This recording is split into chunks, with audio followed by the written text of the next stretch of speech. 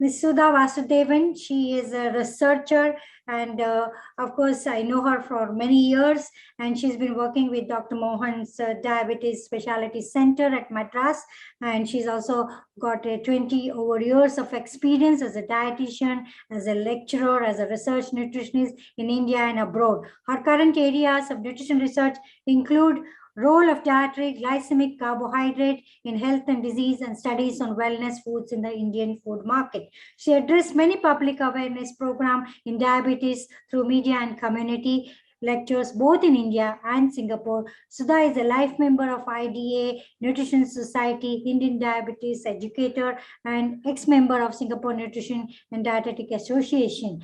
Today, she's going to talk about the development and origin of health and disease. I'm sorry. On millet. Yes. Her topic today is, anyway, I hand over the session to her for her topic for 7 minutes. Your time starts, Dr. Sudha.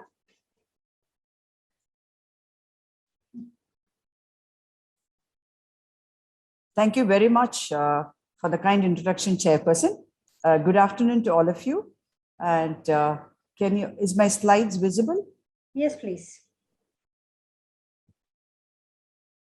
My topic is the current big story about the millets. As it names millets, many people munch about millets and mill over, grind over. There's so much of extreme ends about spoken about millets. So I've chosen the topic pros and cons of the diet with perspective to the diabetes prevention, my talk. So with the rapid fire round, fasten your seat belt. I'll take you on a fast round to know the current evidence and the holistic way forward for millets. What are millets? A recap is a minor cereals like other cereal grains from a family Poaceae. There are two broad types of millets. Major millets are bajra and jowar. Bajra is pearl millet and sorghum. And the minor millets are ragi or finger millet, foxtail, proso, little kodo, barnyard, and brown millet. Brown top millet is a new addition added to that. Like any other whole grain, millets also have as a whole grain, have a peripheral seed coat or a bran layer rich in fiber, micronutrients, and phytonutrients, and the starchy endosperm inner side, and the germ on the other end, which is again rich in protein, fat, and minerals. Now, the pros and cons today that we are talking about this millets today. Millets certainly has a biggest plus point than any other cereal grain because they can be cultivated in a dryland crops. We are talking about planetary healthy diets, save Mother Earth, a greenhouse gas emission, and a climate friendly, eco-friendly because they don't guzzle so much of water to be cultivated like rice and wheat. In that sense, they are big plus. Hence, they strongly need to be promoted. So they are nutritiously give a tough fight to rice and wheat also, which you'll be seeing shortly. But the biggest constraint that we have with millet or disadvantages, like especially with the glycemic response, like it is lower in amylose compared to rice and wheat and lower in soluble fiber as cereal grain. Hence, there's likely glycemic response, which I'll be sharing with our evidence. And the previous speaker spoke about the phytate as anti-nutrient, again, preventing the good minerals like iron, zinc, and calcium not getting absorbed is a worrisome aspect, not only with millets, by and large with all the cereal grains, like the vegan speaker spoke about. Now, let's talk about the plus points of the millets, the nutrition composition. As I've shown you, the top two rows with the white rice milled and the whole wheat, and while the bottom ones are all with the smaller millet based on the size, they are called small millets or minor millets. The red font denotes that millets are higher in these particular nutrients compared to the wheat and rice, like protein, proso, foxtail, little kodo, they have higher content of protein, and millets have a marginally lower carbohydrate direct measurement called available carbohydrate, and the dietary fiber also, they have a little higher than the white rice and the wheat, and similarly the minerals and the fat content. Now, the problem today with this, even with the food composition tables or published literature, we have no clue at all. People only talk about millets.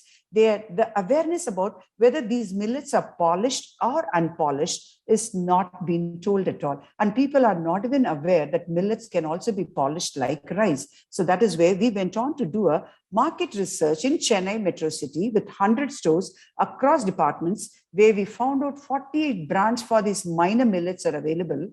And sorghum, pearl millet are the major millet where they are available in an unpolished form. Whereas these minor millets, most of the brands are polished version. So you might wonder, how do we know that they are polished for a consumer perspective or for a nutritionist or a dietitian? So we draw the sample from the market and we simply examined it under the stereosome microscope. The bottom rows of images shows that they are stripped off from the peripheral bran seed coat layers and also the germ missing in all the minor millets in the bottom row of images. But how they should have been as unpolished, they should have looked like the top row of images, which shows the presence of germ and the seed coat, completely the smooth layer. They are not translucent. You can see the complete layer. But unfortunately, the packet, the food industry is the product packet has got tall claim about the pack saying that they are rich in fiber, minerals, unpolished, diabetic friendly. Diabetes is the first disease being victim to a food industry for any wellness food comes in. Chemical free, low glycemic index, poorly backed by science at all. So this made us that we must enter into a glycemic index testing for a glycemic response study. So our first study with the Indian Council of Medical Research, we did with ragi and nachni. The ragi, when it's consumed as a whole grain, made as a simple upma, showed such a high GI of 85, about 70 is a high GI. And even when it is made as a pressed as a whole grain flakes, again, it showed a high GI. But we know that millets definitely need to be brought down GI. There are plenty of functional ingredients and addition of protein, soluble fibers. With all that, we were able to bring, in the case of vermicelli upma, prepared indigenously developed with these functional ingredients plus protein, we were able to reduce the GI from a high to medium, but some more trials, we could have even achieved much further lower GI. And most of our traditional preparations coming from millets, as you can see on the right, the blue fonts alone, I want you to focus. When the millets are ground into flour or finer particle size as roti, bajra roti or ragi mudde, ragi balls, or the jowar roti, all of them showed such a high GI, perhaps due to their lower amylose, lower soluble, or smaller size or unique starch nature. This definitely tells us that we need to really work on more R&D is needed, and the judicious combination with legumes are way forward for the products with the millets to be developed. And we have also tested the unpolished millets like foxtail and little millet, recently published last year in IGMR, where we have shown both foxtail and little millet had similar high glycemic index story. So these definitely tells you millets is the area for diabetes is still not ready to say, and people might think glycemic index is not a well-proven concept, but we tested it even with the 24-hour glycemic response study through continuous glucose monitor. The blue line stands for the ragi and the red stands for the white rice. We gave isocaloric, this is a whole ragi with higher fiber. Can you see the 24 hours, 5 days excursion of ragi, finger millet, is 73.6, and white rice, which is depleted of fiber, 78. Despite fiber-rich millet, it did not show any difference. This clearly brings out the merit that millets is an area that we need to not mull over, munch over, or mill over. We need to seriously focus and think about coming to the conclusion. They are eco-friendly. Definitely, we definitely need to promote millets, no doubt at all. But the gaps with regards to physiological functional properties need to be addressed is the highest need of the hour today. And nutrient database for millets are not comprehensive at all. For both polished and for the whole grain is much needed.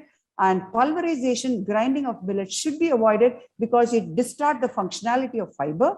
And finger millet with white rice, with the whole grain versus refined grain, shows similar glycemic responses. Unfortunately, the sad truth, definitely more R&D needed, not only for the product, even for the millet-based machinery and lower GA value added products are needed. Until then, vice way now to any millet to be recognized for consumption should go with a good amount of legumes to improve the glycemic response and to prevent diseases like diabetes and postprandial excursion. Thank you very much. But for my team, I would not have been here to explain this data.